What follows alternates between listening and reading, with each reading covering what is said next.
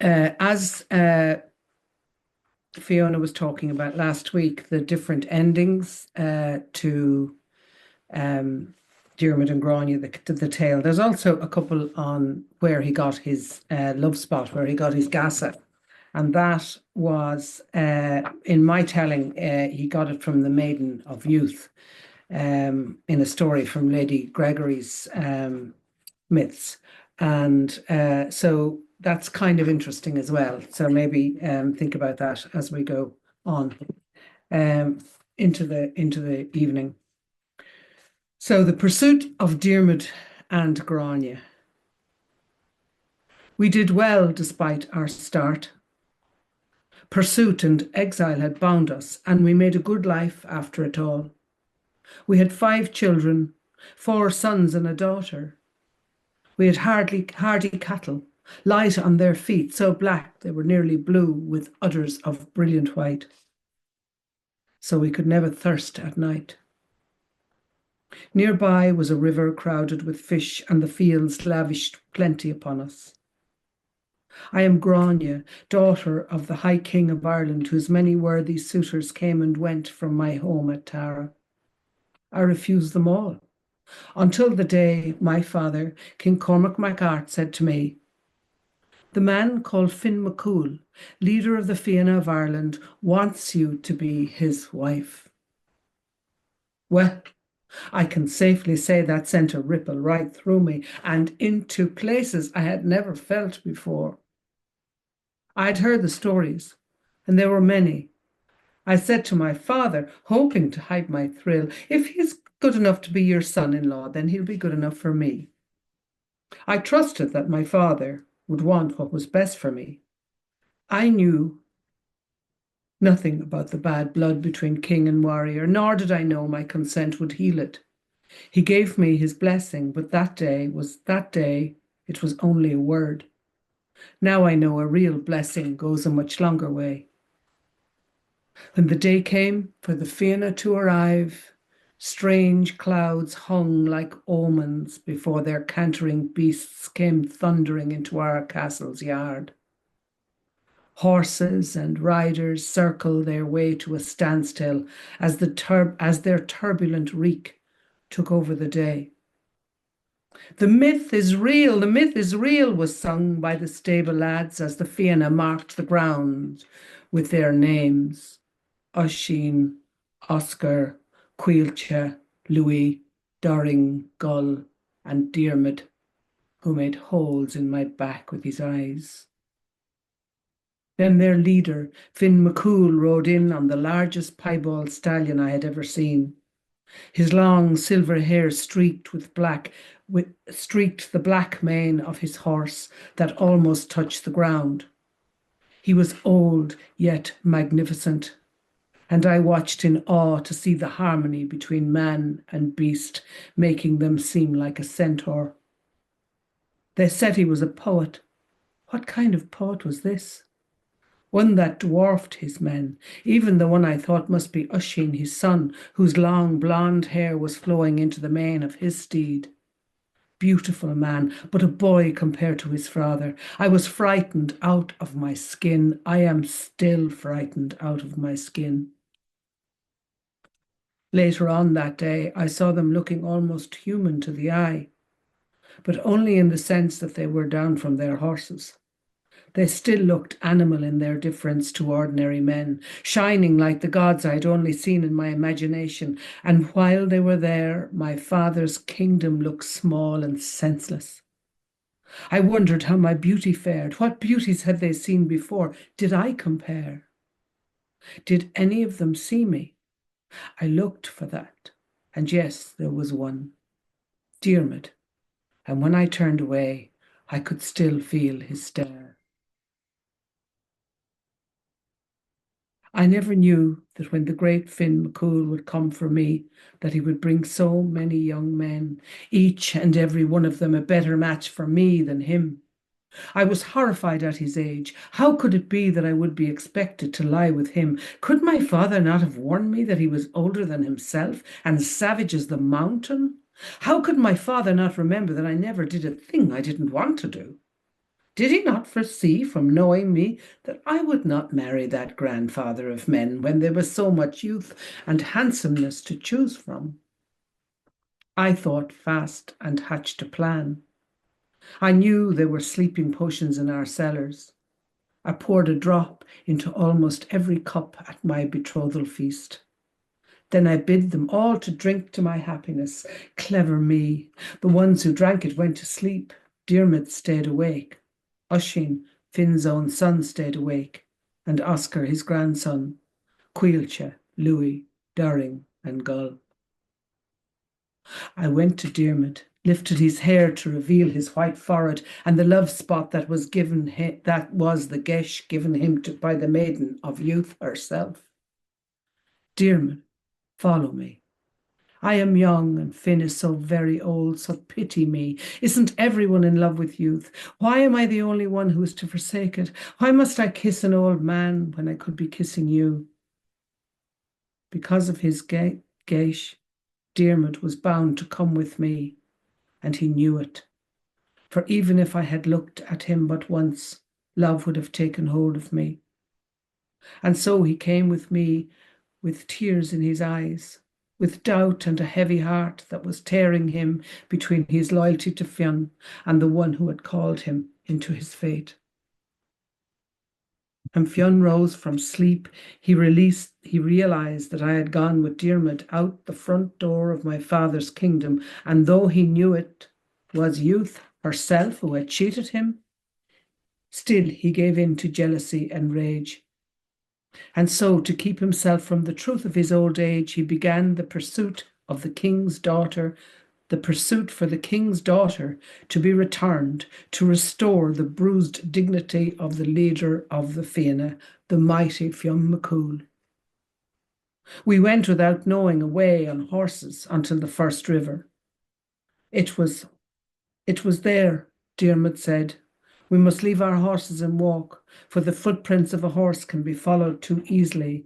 And so we walked until tiredness took a hold of me. Please carry me for a while. You are strong, and my feet are stuck with thorns and blisters, and my shoes are lost in that bog behind us. He stopped, dead in his track. I will never carry you, Grainne. You asked me to go with you. You asked me to betray my leader, Fionn McCool. It is terrible for me that I am not still running with the Fianna. The love we have now must be made strong, and it will not be made strong if I carry you. You must come with me on the feet that you have. Diarmuid, you think I am a boy. How will I go as fast as you do, as you who has been running along with the wind all your life? You are cruel. Maybe fate will carry you too, he said.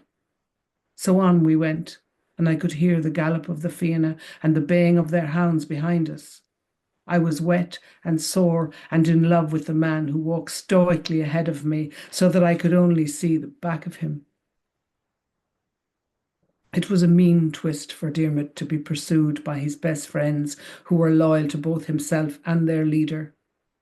It was something neither seen nor foretold on the day they swore loyalty to Fionn, that they would be torn in two like that. They knew, as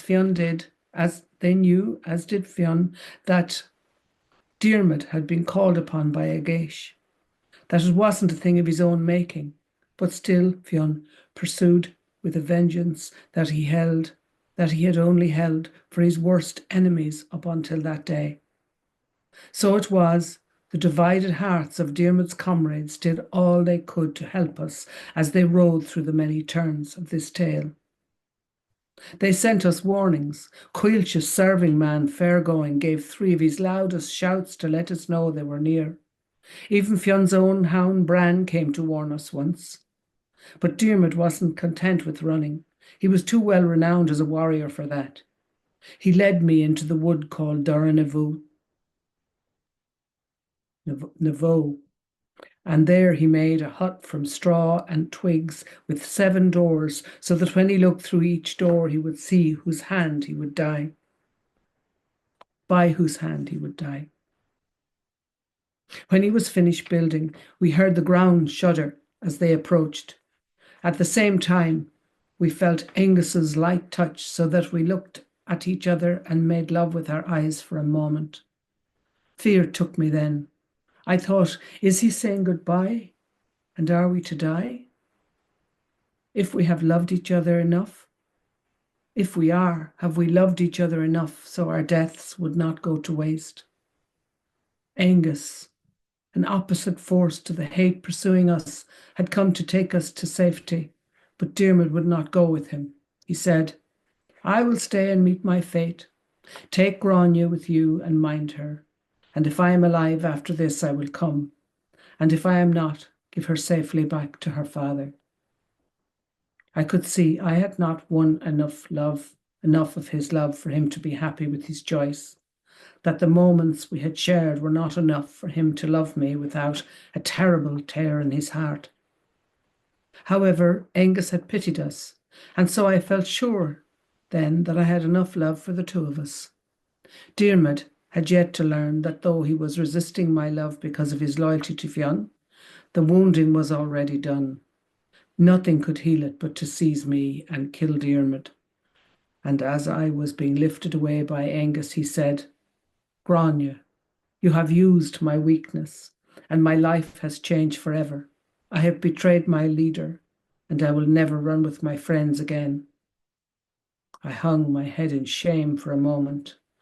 Then I looked up and felt again the thrill at the sight of him, and I said, I have qualms with what you say, Diarmuid O'Duvna, because you know only too well that fate is working her mysteries on the two of us. Then I went with Angus as they came upon Diarmuid, who opened each of the 7 doors to say who would be the one to kill him. Out of 4 doors he found his friends, who had all sworn the same oath as himself.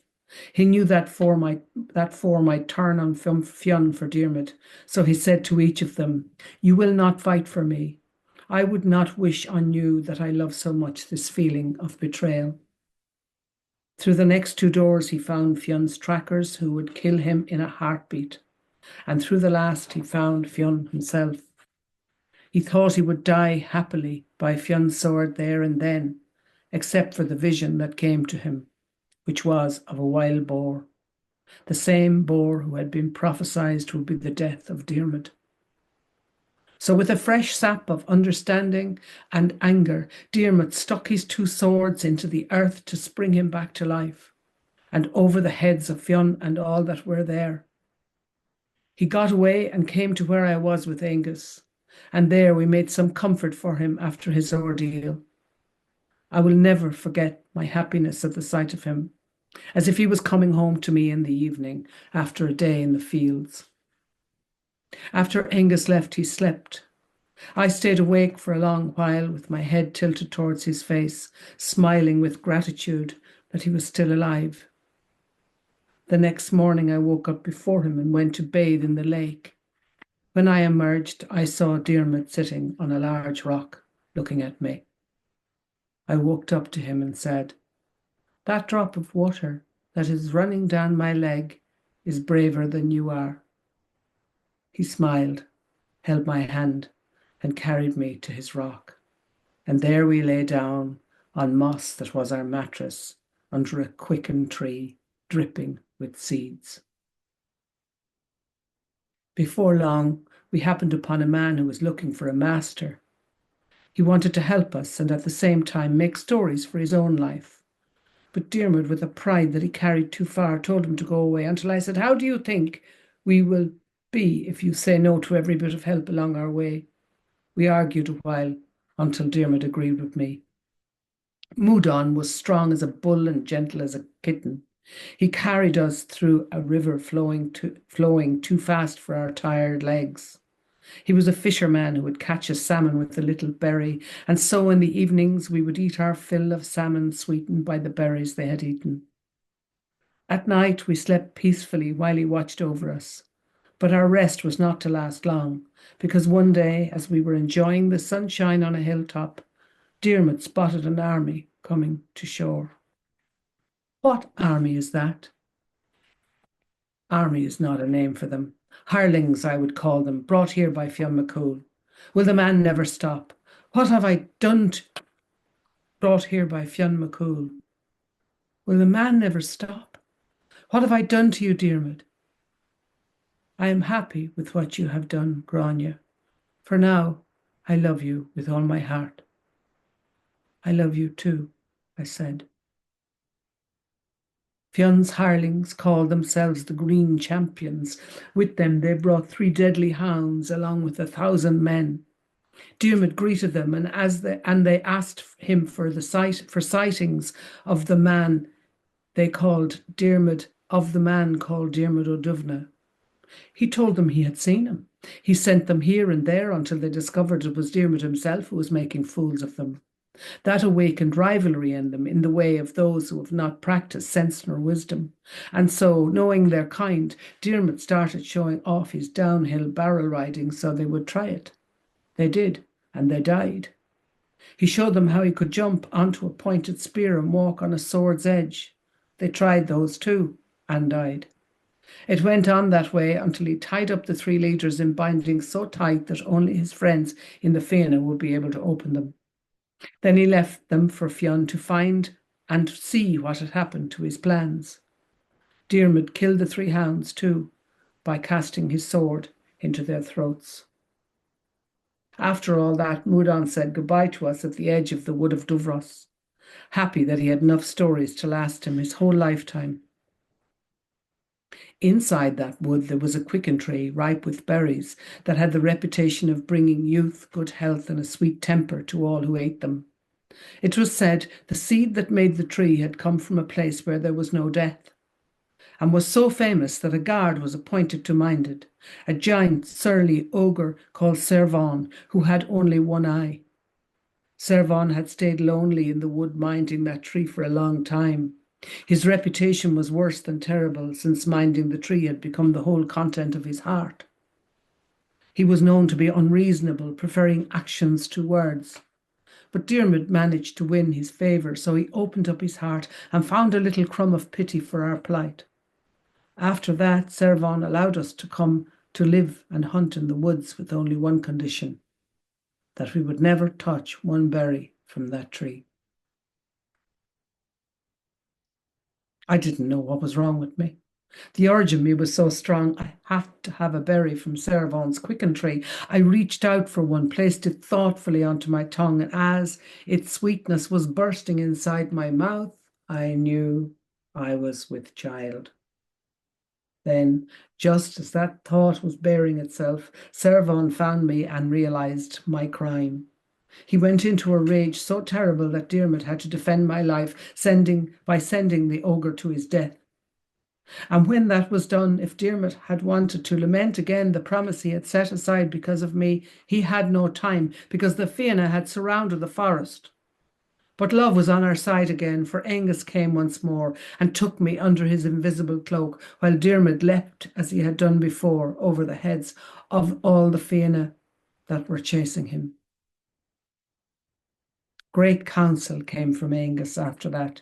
He was sick of intervening in our never-ending plight. He parleyed with Cormac and Fionn to set us free, to leave us alone, and that came to pass. We went to live in Diarmuid's great county of Kerry, where we lived in peace and harmony, and our children grew up to become good people. That peace might have lasted. Good people. That peace might have lasted forever, except for the idea I had. I wanted to show off the way we lived. For both our sakes, I wanted our life to be smiled upon by my father and Fionn. If I had given up on those smiles of pride, I might have my beloved with me still. But I had a notion of how things should be.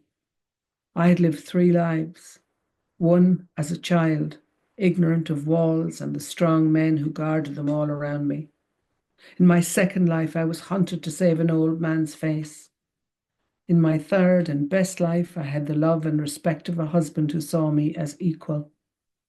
I wanted my father to look at how well we had done. I wanted Fionn to realize the errors of his ways. I wanted real blessings.